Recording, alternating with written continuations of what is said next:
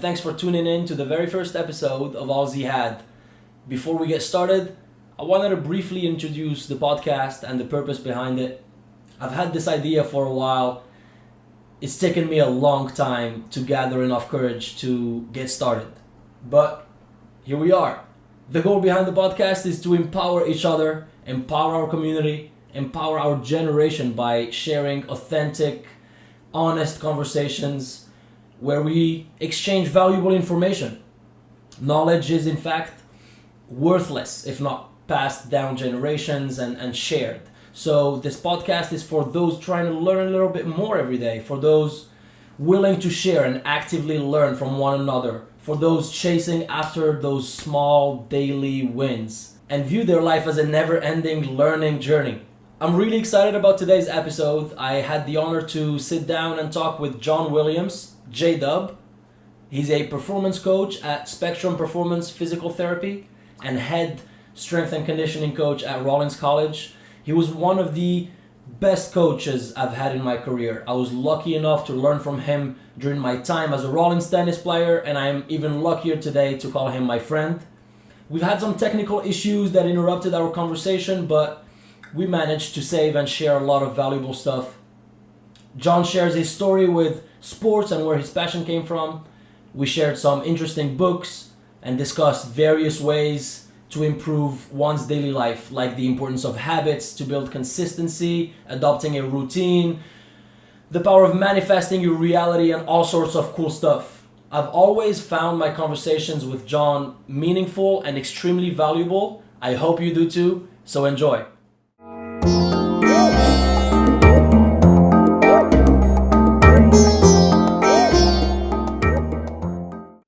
Yeah, we're live, man.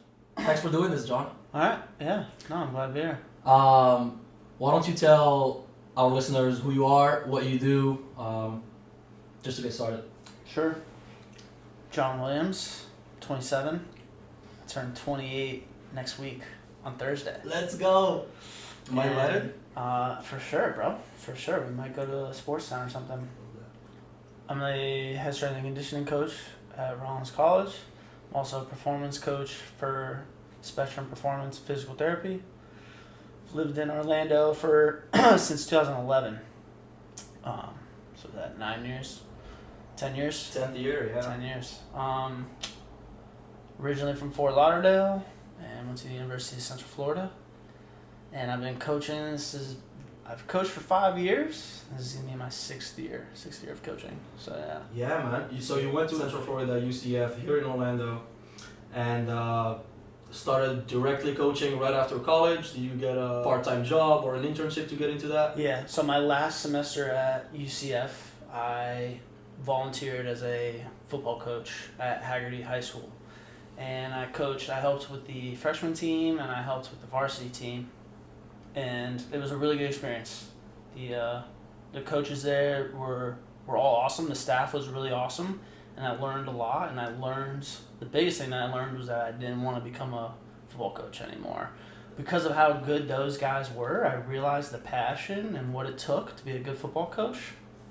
And I realized that I didn't think it was for me. So I decided to apply for an internship with Spectrum. I tried to walk on the football team at UCF, and I was working out at Spectrum when I was trying to walk on. So when I graduated, I reached out to them to see if I could apply for their internship, and they accepted me. So I became an intern. And then they hired me out of my internship, and I just started with a couple hours, and then a couple hours turned into like 10, 15, 20, and then from 10 to 15 to 20 to full time. So just kind of worked my way up and really fell in love with it, with strength and conditioning and performance, and I freaking love it, dude. Yeah, I freaking love it. That's something about you, man, and I've told you that when I walked in the gym. How long did we know each other for? Like fall 2017? I think so. Right? Yeah. So going into the 4th year. When I walked into the gym and you were there, it like felt different. I think we didn't do a lot of strength and conditioning before, and your energy was about like, hey guys, I'm here to, mess around and play, but when it's work o'clock, There's no messing around anymore, and like literally your smile goes out of your face, and it's work time. And I learned sports that way, so I really respected that. It kind of motivated me, fueled me to you clicked with it, you vibed with it. Give it all. Like this guy is here, wants you to be serious, give it all on your end. So that's I think that's a good skill to have as a coach as well. For sure. I mean, that's important in all areas of life, though. Just that that genuine attitude. You know, kind of just like being real with it. I feel like I try to be as real as possible in the weight room. You know, and make people feel comfortable. So yeah. So I want to touch back on that. I walked into the football team. How? So it first started with a love for football. You're passionate about sports. Yeah, I mean, I was passionate about all sports growing up. I mean, that was where I found my self-esteem and my confidence as a kid, because from an early age, I was good at sports from a really early age. So my dad put me into sports when I was 4. I started playing like t-ball and every other sport, basketball, soccer. I don't know what t-ball is, by the way. T-ball? Yeah. It's just like a regressed version of baseball. Got it. You hit a baseball off a tee, so nobody pitches you. You just hit it off a tee. Got it. It's for like little kids, you know. Got it. And I was good at them from a young age, so like that's where I like found my self-esteem, and I fell in love with sports. And I just had a natural knack for football, baseball, and hockey. Those were the 3 that I really loved to play. And football, there was something about football, like the courage, the hard work, the team, you know, like that fight was what I really loved. And I clicked with football, and I clicked with like being a leader, you know, and I liked leadership. So I thought I wanted to become a football coach, and I enjoy the fundamentals of football, like teaching somebody how to tackle and teaching somebody gap responsibility and where to go. It was fun. It also takes some mindset to step on a football field and embrace that, you know, that spirit of I'm here to fight for my team. That's what I loved. Yeah, because in ordinary life, like you don't get that opportunity to kind of like have that courage and that fearlessness, you know, like on the football field, like you can put all of those like almost insecurities aside and be like, nah, this is who I am. I'm going to go out there and like, I'm going to fight, like no fear, you know? And that's what I loved the most about football. So yeah, if I want to become a football coach, but then, bro, you meet some good football coaches and they're on a different level. Like their game preparation is different. They dive in that, right? They study film like nobody else. And they have just a natural understanding for it. Like you know, like you probably have a natural understanding for tennis. You could teach something in tennis greater than anybody else can, because you have a coach's eye for it, or whatever you have a knack for, you know. And dude, those guys would call plays, like opponents' plays before it happened. They would see things from the sidelines that like I was blind. Like you know, like legit. You were like, how? Yeah, he like, they would try to help me on freshman games. They'd be like, yo, you need to tell this guy to do this because this is happening. I'm like, I just look at him. And then the kids would come to the sidelines and they would coach the kids. I'm like, I'm just not made for this. Yeah. But it was all good though. It was all good. But you still, even though football wasn't, but coaching. I knew coaching was. Yeah, that's interesting. I knew coaching was. I knew leadership was. Yeah, helping, yeah. And I knew my knack from an early age was sports, so I knew it was going to be involved in sports. That's awesome that you stuck with it, regardless of those, you know, small rejections, right? I call them stop signs in your life. You go through that road and you get a stop sign. When you get a stop sign, you look right and left and straight to manage your options, see. You know, just take a breather and double check if you are still headed the right way, you know? Yeah. And maybe you just needed to hit a little slight left, not necessarily a complete change of directions. Yeah. That's a really good way to put it. I mean, it wasn't necessarily like a complete roadblock, like different direction, 180, like, right? Not for me, I should go into corporate or whatever. No, it just kind of like, you're right, it's like redirected me in a different direction. And it's funny because you're one of the people who recommended The Power of Habit to me. You spoke to me about it, Mm-hmm. and when I read it, I was fascinated by that book. I Mm-hmm. recommend it to anybody who listens to this podcast, to The Power of Habit, Charles Duhigg. Duhigg, yeah. I don't know. Yeah. No, that's right, yeah. He when he speaks about that Tampa Bay coach in the 90s or early 2000s. Mm-hmm. Tony Dungy? Dungy, is it Tony, not Tom? Tony Dungy. Yeah, man. The way he established culture within the team, and it was never about just an individual or whatever. It was do your, job, do your due diligence, because it affects the entire culture, the dynamic. They could be the last bit of the season of playoffs, Super Bowl, etc. Yeah. Sticking to habits would help you, Right. power through Get through that process. Exactly. Yeah, sticking to what you know, sticking to what you've done, get you through those those tougher times where other distractions can come into play. And Michael Phelps, he talks about Michael Phelps. 2008 broke the record. His goggles snapped after diving. Yeah. How incredible is that? That is incredible. I know. I remember that story. That is incredible. That's crazy. Yeah, that's crazy. It is. Power of Habit for anyone out there. Definitely a good read, man. It is. Yeah. I think I'll get back to it even sometime in my life. You need it. I know. I say that about every book. That's tough though. I read every book twice. Power of Habit. I know you're a disciplined person. Mm-hmm. We all have some type of discipline within us. Yeah. It's just, measured differently. We have different way we've come about life. What are some routines that you usually stick to? Something that worked out for you over the years? It could be, diet related or lifestyle related.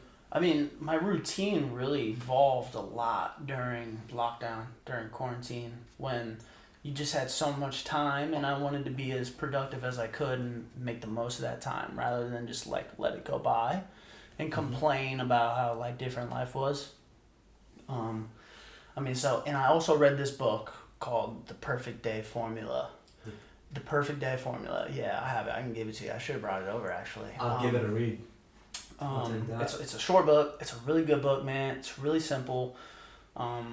And it kind of just inspired this thought of having this really good routine in my day. Yeah. And I consider myself a morning person, so my morning routine is really solid. It means a lot to me and I love it. I love doing it. Yeah. And that kind of just creates momentum for the rest of your day. Not only do you feel good at the end of it, but then that momentum carries over into everything else, so it's incredible how it helps. Yeah, and it's kind of like the power of habit, it's doing that routine over and over. It's getting into a routine and building on top of it. But so you want specifics of what I do, or not necessarily. I think everybody's got their personal morning routine. I'm sure it involves some type of coffee and nutrition, and then getting some maybe exercising in. But everybody's got. To me, it has to have some type of movement. Either I'm gonna stretch or do some animal flow or whatever on the floor just to get my core going.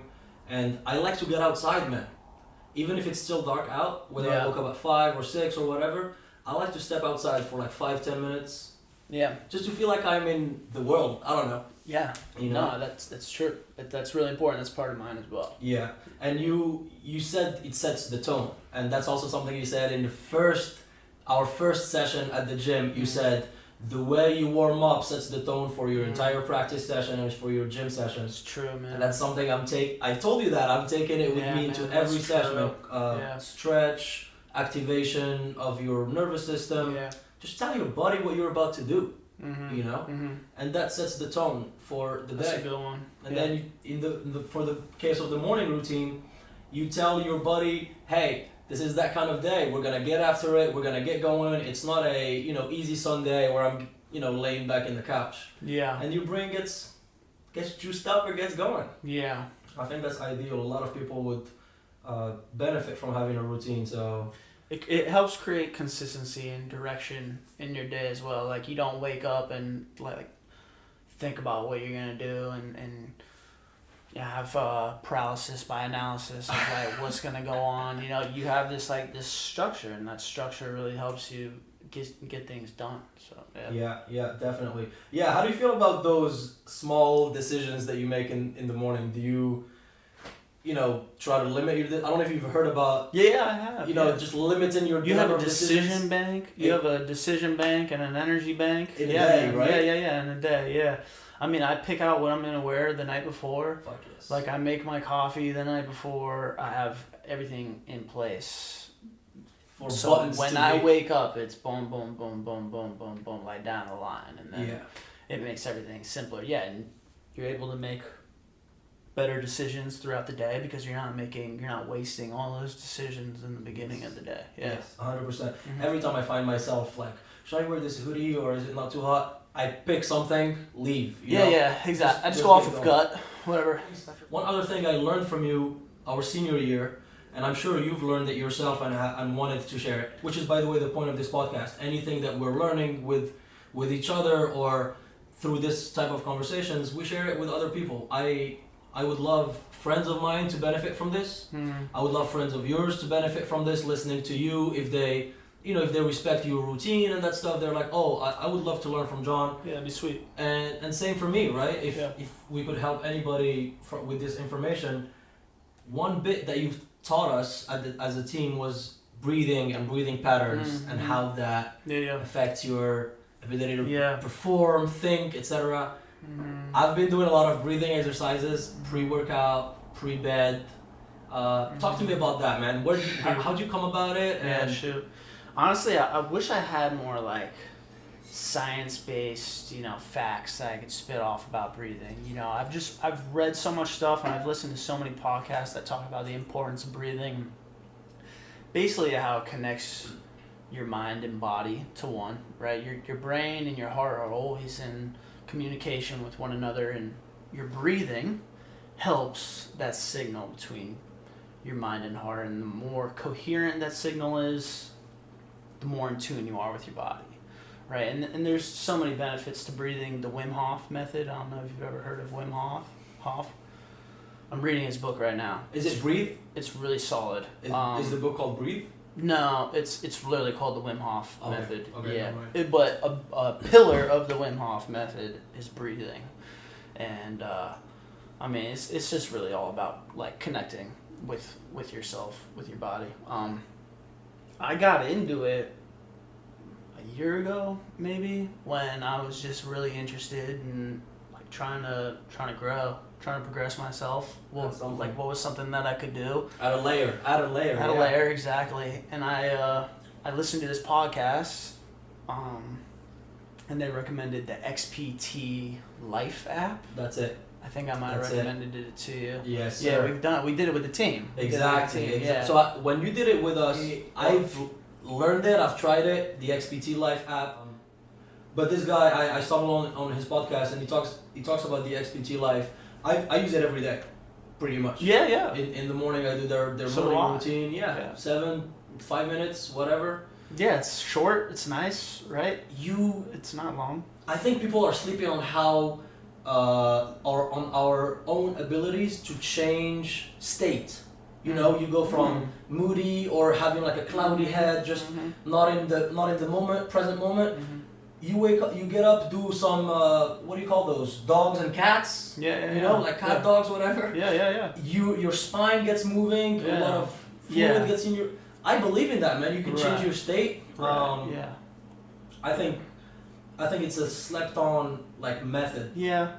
I think people want really quick fixes, like you might do those cat dogs, down dog, whatever yoga pose that you want to do or whatever, and like you might not see a significant change and people give up on it, within a day or 2 days. Or some people don't have like the mental discipline right away because sometimes like you don't see that tangible like effect, like an obvious result. Right, an obvious result. Right, exactly. There is no like money deposited into your bank account, right? Yeah. Like think about how many people would breathe more if like there was more money put in there, right? But like people don't see the difference, So you're right. They sleep on it. They give up on it. They look past it. They look for gimmicks. But yeah, I mean, a lot of times the things that you need are right there in front of you. Yeah, for sure. Have you tried cold showers? I do cold showers every day. Every day? Yeah. Bro, I want you to tell me about it. I don't think we've ever talked about it. Shit, I do too. Really? Yeah, my post-workouts are all cold showers. Oh, really? Yes, I do 2 minutes in the cold, shampoo in the hot, and then another minute in the cold. Gotcha. I need to. That's solid. Yeah, and your nervous system just loves it, man. That's solid. I don't know if people could relate to this. Tell me what you think of it. That's the other pillar of the Wym Hof Method is cold therapy. He calls it cold therapy. This guy's from Netherlands. Wym Hof is from Netherlands, and so like he was always in the cold growing up and like in snow and stuff. Do you know anything about Wym Hof? Do you know who he is? I don't know who Wym Hof is. Bro, this man has climbed like I forget what mountains. I think it might be like Mount Everest. Bro. Legit in just shorts, like. No shirts, no shoes, like he's climbing mountains.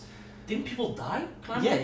People die. Yeah, people die doing it. He's set like world records for sitting in like an ice bath for an extended period of time, like a ridiculous extended period of time, all because of his breathing and his exposure to cold in the past, like growing up and stuff. And he's built this resilience. And I mean, he has a whole book on the method.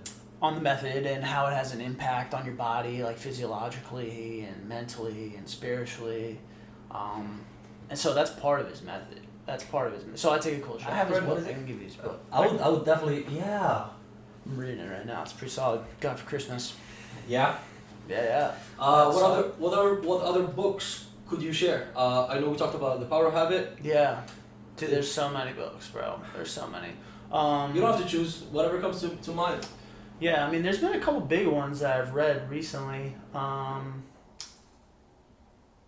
Think Like a Monk by Jay Shetty. You have it? Yeah, I have it. Could I? You have it, borrow it? Yeah, it's in my next list for sure. Of course, bro. How was it? Of course. I loved it. It was one of the most impactful books I've read, honestly. Yeah, I loved it. Fuck yeah. Easily written. Like Jay Shetty's Easy a great to read, guy, bro. man. Easy to read, and dog, he just like spits wisdom the whole entire time. It's like 200 pages of wisdom. It really is. I hit record again. If it snaps, I could care less. We'll just do this another time. It's recording so far. I've deleted files. Let's pray. And yeah, man, we talked about breathing. That was cool. We talked about Jay Shetty's book. I think that's where we stopped. I was on that. You were asking me how I'm not special. That's right. I don't know. It just explains how don't think that life is circling around you. That everybody's got shit going on. Yeah. It's a good read. Don't think about yourself too much. Like, don't be a victim of your own life, essentially. Yeah. You're not like unique. Trust me, everybody that you meet has baggage. You want to talk about Joe Dispenza? Yeah, man. You recommend? I'll do my best. I mean, he's again, right? Like this guy has like dozens of podcasts and several books, like 5 books. I mean, he has like events. Once a month, he has these events that are like thousands of dollars. I've put them up, and it's like at beautiful resorts all around the world, like.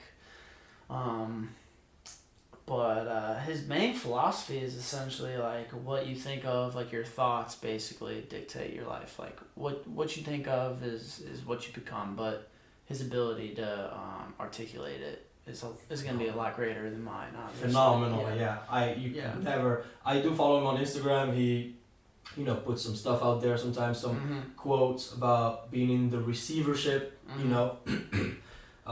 being willing to accept whatever is coming your way, knowing that it's helping you and not. Yeah. The universe is trying to help you. The universe is trying to help you. Yeah. If you set your mind up to that, you're not gonna start perceiving things as, oh shit, this thing is against me. Yeah. Why is this happening to me? No, you probably learn from all those situations that you face. Yeah.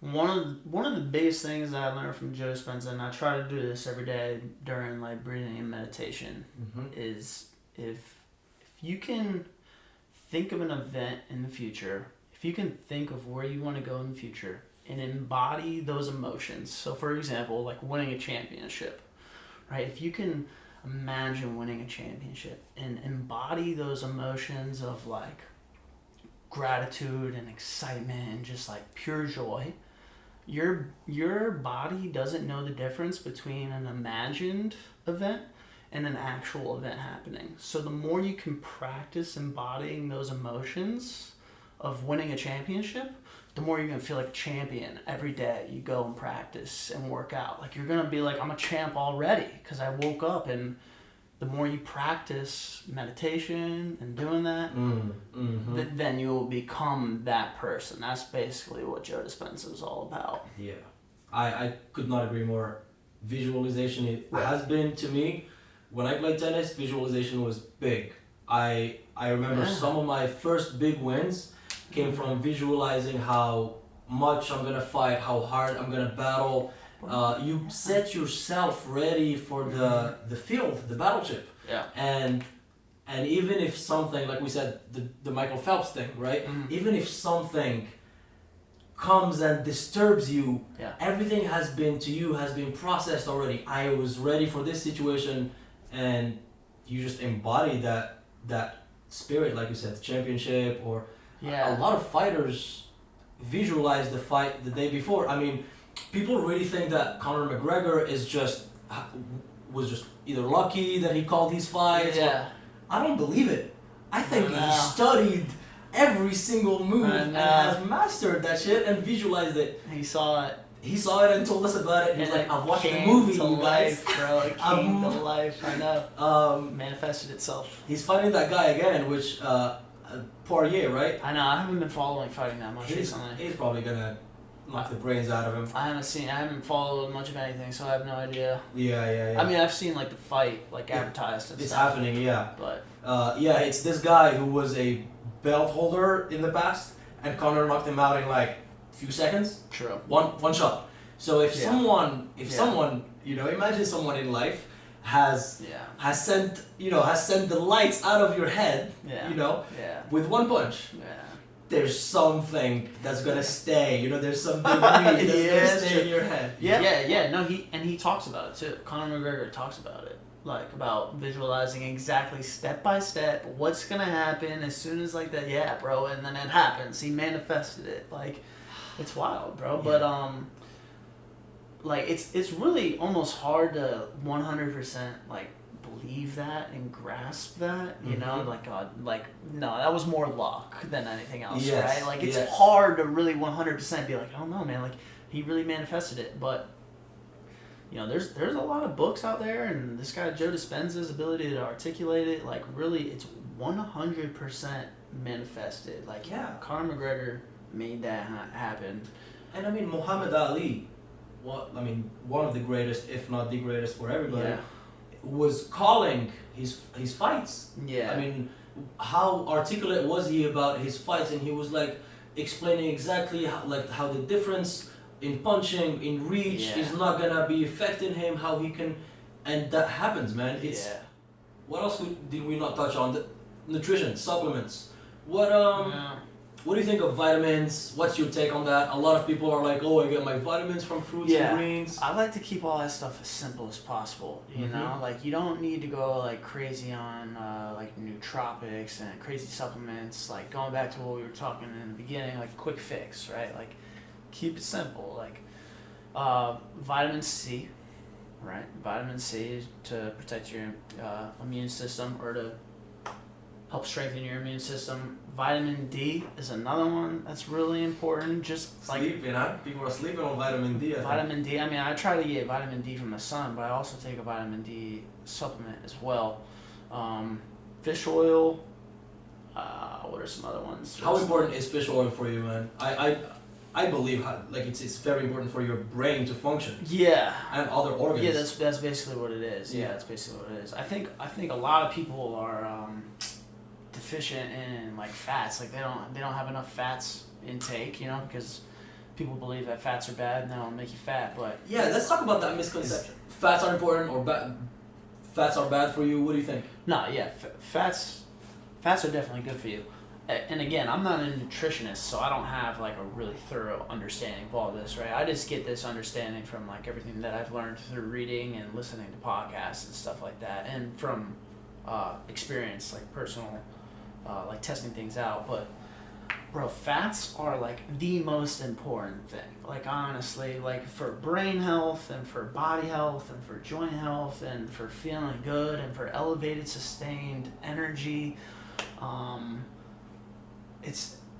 it's the most important thing in my opinion. I mean, it's what I start my day off with. I put MCT oil, Thank which you. is basically Same. just fats in my coffee. In coffee, yeah. And 1 then- tablespoon?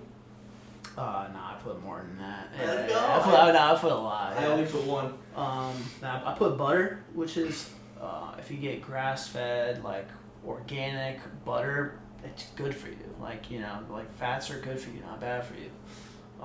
Meat fats are amazing for you, aren't they? Or- Meat fats are amazing for you too, as long as it's healthy meat, like grass-fed beef. Right. Right, and you get fats from like a healthy animal. Yeah. If you get fats from an animal that is like disease-ridden and has a bunch of antibiotics and steroids, then that's not good, right? You don't want to add stuff. That's almost empty calories sometimes. Or just not good fat for you. I think it has like a reverse effect on you, honestly. I think sometimes it like it's like worse for you than good for you, honestly. Mm-hmm. But Couldn't agree more. but yeah, bro, fats. Oof, that was like one thing that I could help people with. Yeah. When it comes to diet. Don't sleep on fats. Now, don't like go to KFC or like Chick-fil-A and think that you're getting those like processed kind of fats or stuff. Not No, all we're fats talking about created equal. yeah, not all fats created equal. I love that. I like fats. I have one thing. I lift a lot better when I'm on protein and fats in the morning and not too much carbs. Right. What I would do if I'm gonna lift within like an hour or so after my food, I would do, you know, eggs with egg yolks, egg whites, and maybe some fruits or some honey drizzle or something just to get that excitement. Right. But I wouldn't do oats pre-workout or like heavier kind of carbs. Or I like protein and fat. Yeah. It makes me feel more energized, a lot better. It depends on how long before the workout. Like if it's an hour before, you can't have carbohydrates because your body doesn't have enough time to break it down and use it unless it's a simple carbohydrate like a Cliff Bar. Like your body will break that Cliff Bar down and it's like energy right away. Yeah, which is why like the Cliff Bar logo is like a dude hiking on a mountain. So when you get tired on a mountain, you eat a Cliff Bar, you can keep climbing it. But it's not supposed to be like an in-between class, like snack. It's not like that. It's not a replacement meal, you guys. Yes, it's not a replacement meal at all. It's not, no. It's like a, listen, I don't have time to digest, but I need to go perform. Let me give a quick pump of fuel to my body. Energy, exactly. That's it. Boom. And that energy is used right away if you perform something like physical activity. Yeah. I do drink whey protein after my workouts. Yeah. I help with it. It's not bad, but I'm a bigger believer in real food. I think real food is what gets you, you know, actually performing better and fueling you to come back the next day and attack it again, you know? Yeah, it's not about like how much protein you have after your workout, it's about how much protein you get in the day. Yeah, and then from day to day, right? Consistently from day to day. Like the 30-minute window of like drinking your protein shake and that's like, you know, like it's I've heard a lot of it's baloney. I don't even have a post shake after my workout, you know, like I know post-workout. You have a special way to feed your body. What do you mean? In the day, right? You start your day with a little, like, with that coffee, but then not, like, you kind of fast after that? It's a fast. Fast. It is a fast. Like, I eat dinner, like, around 7, and then I fast for, like, anywhere between 12 and 16 hours. Yeah, so I don't have anything other than... So, it's not considered a break in your fast if it's MCT oil. Like, if it's a fat. It's only considered a break if it's a protein or a carb. So you put butter and MCT oil. Yeah, and it's not considered a break. And nothing in your coffee, of course, right? Besides these two components. Yeah. Well, so I'll put like prebiotic fiber in my coffee and cordyceps, which is like cellular efficiency. Like I put some other stuff in there. But anyways, then I won't eat until lunchtime, which is anywhere from like 11 to 2 o'clock. Depending on the day, what time I woke up. Yeah. And you don't... That's my first meal. Do you enjoy the feeling of the workout and like the post-workout feeling without any food in it? How do you cope with that? like some people maybe like to get that food in right away. Do you like have to teach your body to get used to it, or just?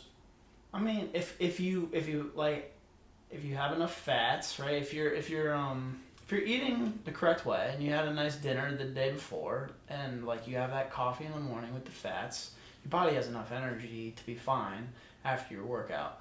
After like 3-4 hours after your workout, then I start feeling a little bit of fatigue, right? Like I feel a little bit of mental fog and I get like a little tired and I need food, you know, you need more energy. That's awesome. So your body really doesn't spend energy digesting when you're in your work or creative process or coaching or whatever, but then when, you know, afternoon or night you're eating, your body's busy digesting, recovering your muscles, etc. Yeah.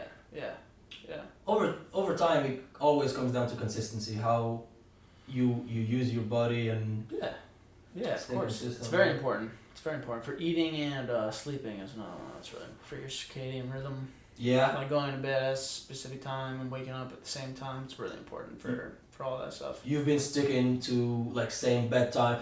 I know it's hard. I've gone to your house once and you were like very keen about going to bed at like 10 or 10:30. Oh yeah, well I have to, dog. Like when Rollins is full go, I absolutely have to. Like, you know what I'm saying? Yeah. It doesn't matter who's there, like who's hanging out, bro. Like you can't ride on 4 hours of sleep. Like you just can't do it. Like you're damaging your body, you know, when you do that stuff. I'm so glad you said the word damage. Yeah. I also stumbled on another one of Joe Rogan's podcasts with that sleep expert. Yeah. And he says there's 2 stages of the brain in life.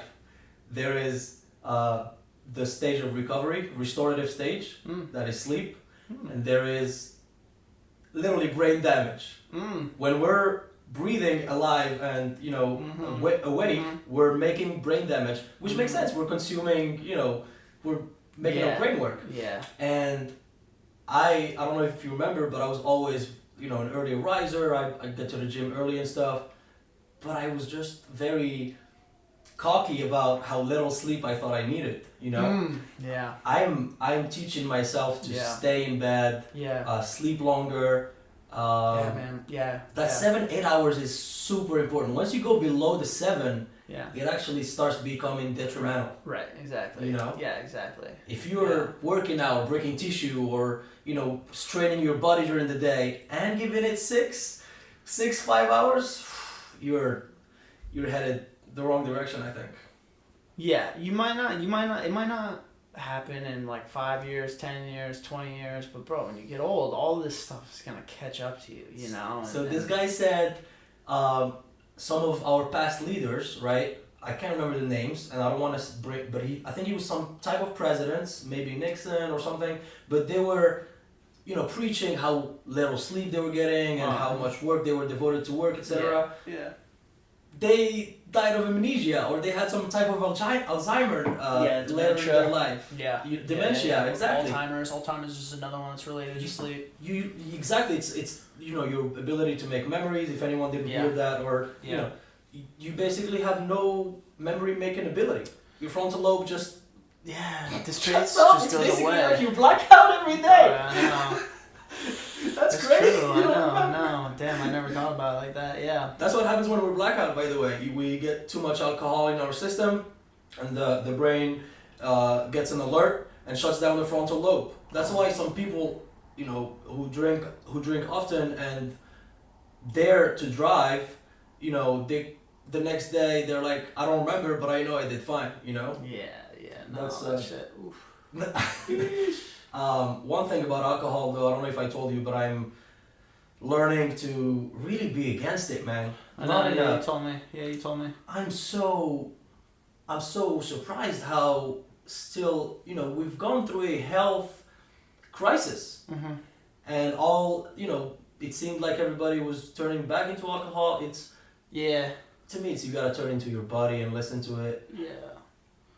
Yeah, everybody looked at like alcohol as a way to suppress like all of the negative feelings and emotions that they were having. It was like an outlet, you know. It was like an easy, like funny, like everybody kind of joked around about it for the first like 2 weeks, 1 week. Every single girl like on Instagram was talking about like the amount of wine, the amount of wine that they were drinking. It became the meme for like a month.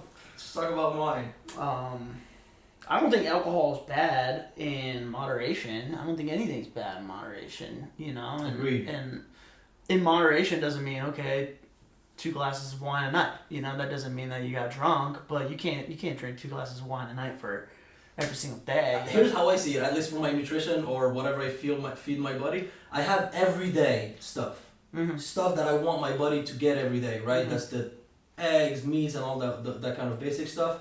I have every week stuff. That would be maybe 2 croissants, maybe a cheesecake slice, or maybe a little sugary I got you. dessert. Yeah, I got you. I have the once in a very long time, once a while, like a double cheeseburger, whatever. I got you with all that. Yeah, I got you with all and that. then there's a once a year thing where you go full blast for whatever. I know, I got you on that too. Yeah. I think that, to me, that's moderation rather than, I'm just gonna have 1 piece of chocolate every night, or 1 piece of chocolate right before bed every day. Yeah. That's it all depends. It all depends.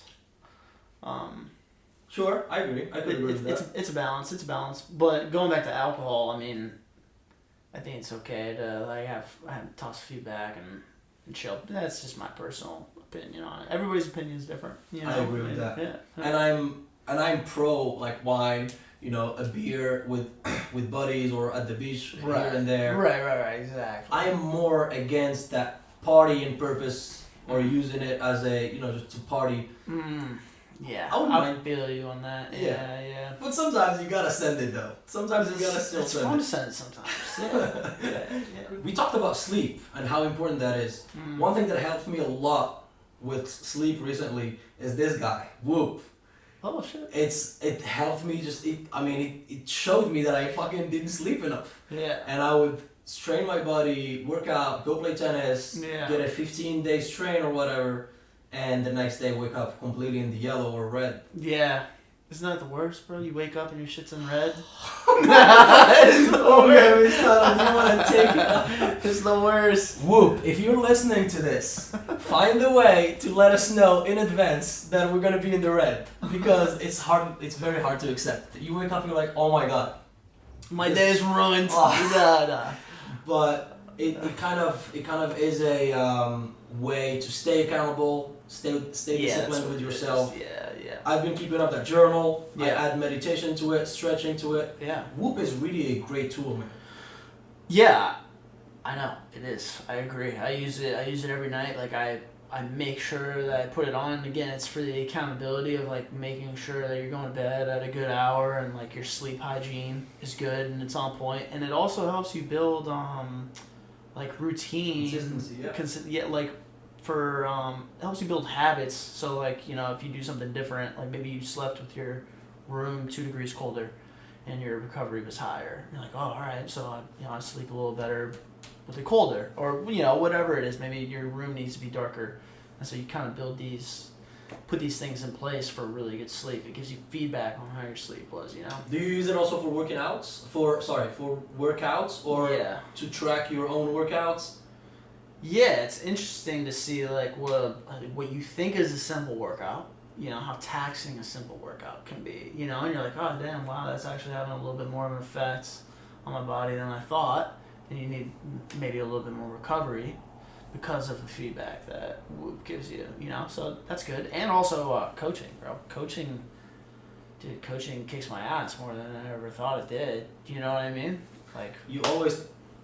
I guess when you didn't have the Whoop, you would think this should be easy, or my body should be able to sustain this, and then you realize, God, I was straining the shit out of myself. I was straining the hell out of my body every time, a long day, bro. Woo.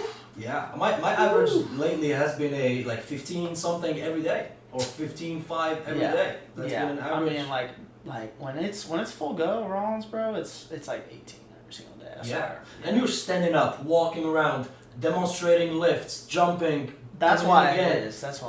It's like a long. I do demos literally all day. Literally all day. I mean, I don't mind. It's. But I just gotta make sure that I treat my body right, or else it'll break down extremely fast. And it does sometimes. Yeah, 100%. What are maybe 2 or 3 takeaways that you had through this Whoop that you've implemented in your lifestyle that have helped? Simple things I could think of, blue light blocking glasses. I stare at TV at night or at the computer working That's on. a really good one. I put That's one of them. blue blockers, man. They help recover a lot better. Oh my God, you're totally right. That is one. That's one for sure. Food. Yeah. You already did it prior to Whoop, but I stopped eating at least 2 or 3 hours before my bedtime. Okay. And so that's also something that helps your REM sleep and how much REM sleep you get. Yeah. If anyone's not familiar with REM sleep is that deep stage where you restore your energy. It's rapid eye. REM. Yeah. Rapid eye movement. Yeah. Yeah. And It's your dream state. I think it's your dream state. You would probably know a lot better than me, but if anyone, we'll double check that these facts. But I think that for sure the Whoop has helped me like perform better, understand my body better, understand my performances better if I'm at the gym or not. Yeah, for sure. Yeah. If I had, I don't like these kind of statements, but if I had this Whoop preparing for tennis championships or big tennis tournaments, I think it would make a bigger difference. It's another edge. Yeah.